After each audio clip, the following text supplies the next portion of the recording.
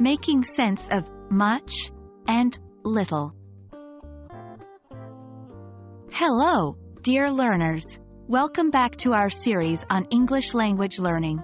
Today, we are going to practice using two very important quantifiers, much and little. These words help us express the quantity of something, and they're essential in daily English conversation.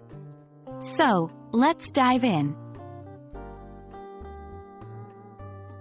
Before we start filling in the blanks, it's crucial to understand when and how to use much and little.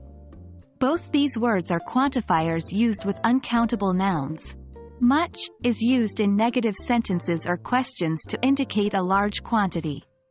Little, on the other hand, is used to express a small quantity.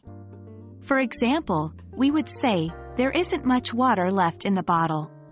Or, "Is there much sugar in the coffee?"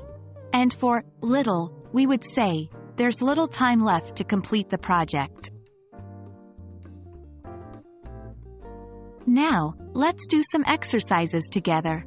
1. I don't have, blank, time to prepare for the exam. 2. Is there, blank, milk left in the refrigerator? 3. She has, blank, patience when it comes to dealing with customer complaints. Take your time to fill in the blanks with either much or little.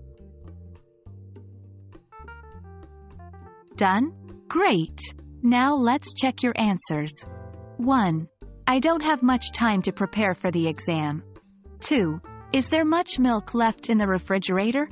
3. She has little patience when it comes to dealing with customer complaints. Well done! Remember, practice is key in language learning, so don't worry if you made mistakes. That's all for today, learners. We hope you found this video helpful and now feel more confident using much and little in your English conversations. Keep practicing and don't hesitate to replay this video if you need more practice. As always, happy learning, and we'll see you in our next lesson.